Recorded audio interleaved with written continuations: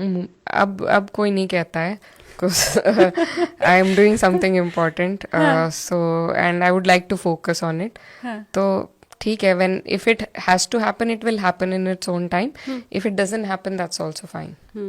अच्छा, आंटियाँ आपको भले नहीं परेशान करती होंगी, मैं नहीं जानती आपने कितना देखा है या नहीं, लेकिन जब मैं सर्च कर रही थी आपके बारे में तो मैंने देखा कि बहुत से यूट्यूबर्स ने ऑलरेडी आपकी शादी किससे होने वाली है ये पर्चा भी छपवा रखा है कि पक्की खबर है, ऐसे करके उन्होंने छाप रखा है.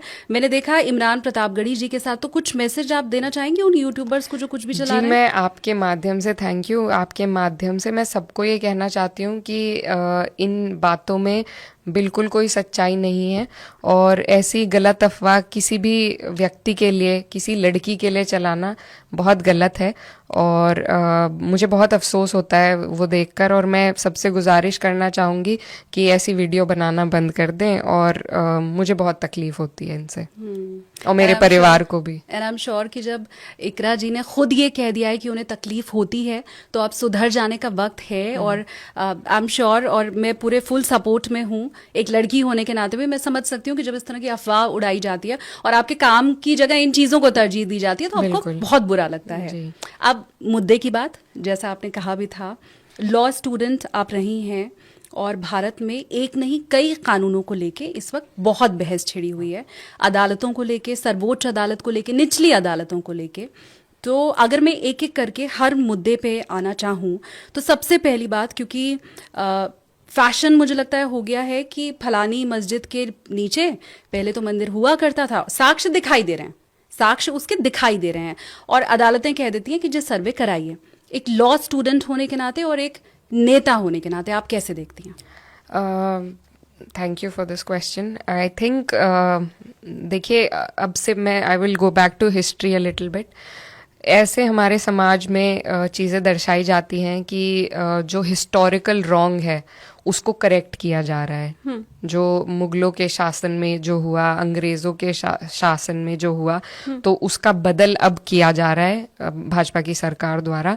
मुझे लगता है ये बिल्कुल गलत है क्योंकि जब मुगलों का राज था या जब अंग्रेज़ों ने हम पर राज किया तब हमारे यहाँ ना रिपब्लिक था, ना लोकतंत्र था. तब राजशाही शासन का दौर था और वो दौर इसी तरह के होते थे कि जब कोई राजा किसी जगह को जीत लेते थे तो वो वहाँ की व्यवस्था को अपने हिसाब से बदल देते थे. फिर कोई और आकर कब्जा करता था, वो वहाँ की व्यवस्था को बदल देता था. लेकिन 1947 में जब हमने इंडिपेंडेंस हासिल करी, हमारा कॉन्स्टिट्यूशन बना, तो हम एक रिपब्लिक की तरह जाने लगे. अब हमारा देश एक रिपब्लिक है. अब हम किसी राजा के राज के अंडर नहीं हैं कि अब दूसरे आ गए हैं तो वो पिछला जो खामियाजा है उसका भुगतान करेंगे. तो ये जो सोच भाजपा जिसको बढ़ावा दे रही है, ये बहुत गलत सोच है. और coming to places of worship, it was brought about in 91 for the very obvious reason कि अगर हम खुदाई करने चलेंगे तो उसकी कोई हद नहीं रह जाएगी.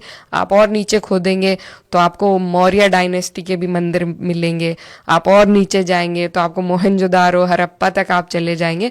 There is no limitation to where you can go. You will आप, जैसा हमारे राष्ट्रीय अध्यक्ष अखिलेश जी ने भी कहा था कि आप पूरा देश खोद देंगे अगर इसी तरह चलता रहा.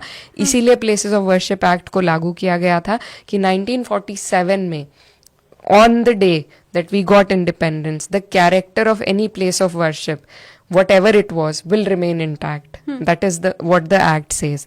उससे पहले क्या था? We don't care because we were not a country then, right? We were हमारे अलग अलग हिस्से थे. 1947 में भी हैदराबाद में निज़ामों का राज था, कश्मीर में किसी और का राज था. इन सबको जोड़ कर हिंदुस्तान बना था. तो जहाँ जो था उससे हमें 1947 से पहले कोई मतलब नहीं है. 1947 में हमारे देश जन्मा, हमारा संविधान आया. उस दौरान, उस दिन जो जिसका कैरेक्टर था वो वही रहेगा और आगे भी जो सरकारें आएंगी उन्हें उसका पालन करना चाहिए. और इनफैक्ट यही बात मैं आज अपनी स्पीच में भी कहना चाह रही थी कि संविधान के प्रावधान होने के बावजूद ये जो गलत नियत से सरकारें, they are trying to exceed the limitations put in place by the constitution. हर रोज उसे छेड़ा जाता है और फिर supreme court has to intervene and put it back in its place. But that whole process and the time that process takes, उस वक्त में इतना नुकसान हमारे समाज के ताने बाने का हो जाता है कि जिसकी भरपाई हम कई सालों तक नहीं कर पाएंगे। तो मुझे लगता है ये बहुत गलत है, और इस तरीके के लोअर कोर्ट्स जो ऑर्डर दे रहे हैं, अब सुप्रीम कोर्ट की गाइडलाइन भी आ गई है, उन्होंने कहा है जब तक आदेश सुप्रीम कोर्ट से नहीं आएगा, that meaning that till you exhaust the right to appeal till the very highest court, there will be no survey. So I'm very grateful to the Supreme Court for this order. But the thing is that it shouldn't have, the Supreme Court did not have intervened, because it was already an act that was in place, and we should abide by that. Today we celebrate, we recently celebrated Constitution Day on the 26th of November, and today we had a discussion about that in the parliament. पर हम रोज तो उसको का उल्लंघन कर रहे हैं, रोज उसकी धज्जियां उड़ा रहे हैं। तो ये कोई दिवस के तौर पर मनाने से नहीं बात बनेगी, आपको उसके मूल्यों को पहचानना होगा, उन्हें कबूल करना होगा और उनका पालन करना होगा। एक तर्क इसमें ये भी दिया जाता है, मैं चाहती हूँ आप जो वक्फ बिल है उस पर भी अपनी राय इसी के साथ ही जाहिर कर दें, क्योंकि वही चीज़ है, लॉ स्टूडेंट भी और एक नेता के तौर पे भी। एक इसमें तर्क ये दिया जाता है कि एक तरफ तो वक्फ है, जो किसी भी संपत्ति पर अगर उंगली कर दे तो वो संपत्ति उसकी हो जाएगी, और दूसरी तरफ हिंदू है जिसके खुद के मंदिर को भी अगर पहले तोड़ा गया है तो वो उसकी भी मांग नहीं कर सकता है। तो ये दो तरफ दो अलग अलग शक्तियां दी गई हैं, और अब उन शक्तियों को वापस लेने का वक्त है। देखिए, वक्फ, आपको लगता है कि हमारा देश उस तर्ज पर है जहां मुसलमान कह देगा ये मेरी संपत्ति और उसको मिल जाएगी? Do you really believe so in your heart? को लेके मुसलमान के लिए there are procedures, there is paper work that needs to be done. कोई भी खड़ा होके कहीं भी नहीं कह सकता कि ये मेरी संपत्ति है, दैट्स रॉन्ग। ये जो आइडिया सोशल मीडिया के माध्यम से या पैम्फलेट्स और उसके अपने आईटी सेल के माध्यम से जो फैलाए जा रहे हैं, ये बिल्कुल बेबुनियाद और गलत है। Everything has a process in place, और वक्फ की संपत्ति का भी वही है। हमारी आपत्ति इस बिल से ये है, मैं एक मिनट बस रोक रही हूँ आपको बीच में, वो यही कहने की कोशिश कर रहे हैं, जैसा आपने कहा कि वक्फ किसी भी जमीन पर हाथ रख देगा तो वो उसकी नहीं हो जाएगी, एक प्रॉपर प्रोसेस के थ्रू उसे गुजरना पड़ता है। वो भी यही कह रहे हैं कि हम किसी भी मस्जिद पर हाथ रख देंगे तो वो मंदिर नहीं हो जाएगा, एक प्रॉपर प्रोसीजर के थ्रू उसे गुजरना पड़ेगा, और बस जैसे ही होगा उसके बाद दूध का दूध पानी का पानी हो जाएगा। वो यही कहने की कोशिश कर रहे हैं। Ma'am, that's why the places of worships act was brought in place. क्योंकि अगर आप मान लीजिए मस्जिद के नीचे आपको मंदिर मिल गया, ठीक है, मंदिर के नीचे आपको बौद्ध मंदिर मिलेगा, फिर आप क्या करेंगे? उसके नीचे आपको और पुरानी सिविलाइजेशन का कुछ मिलेगा, then where do we stop? Where do we put a stop to it? You have to put a stop somewhere. It's not that कि आप रोज खुदाई, फिर तो आप सबकी मानते जाइए और रोज खुदाई करते जाइए, कोई बात नहीं। And we have to come to a place where the friction ends, where this issue gets resolved. आप रोजाना यही मुद्दे उठा रहे हैं, आप आज मस्जिदों की बात कर रहे हैं, कल वक्फ की बात, आपके पास और कोई मुद्दे नहीं है क्या? हमारे देश में अर्थव्यवस्था बहुत अच्छी चल रही है क्या? गरीबों को, किसानों को, मजदूरों को उनके अधिकार मिल रहे हैं कि हम इन्हीं मुद्दों पे उलझ रहे हैं? Why does the government only want to instigate such issues? Why not bring about a minimum wage bill? Why not talk about the labor's movement? Why not talk about farmers? Why not talk about women? Are we all satisfied with the positions we have in the society? I don't think so. But because it fans their agenda, it promotes their agenda, that's why they will bring about only the issues that will hurt at the sentiments of the minority of this country.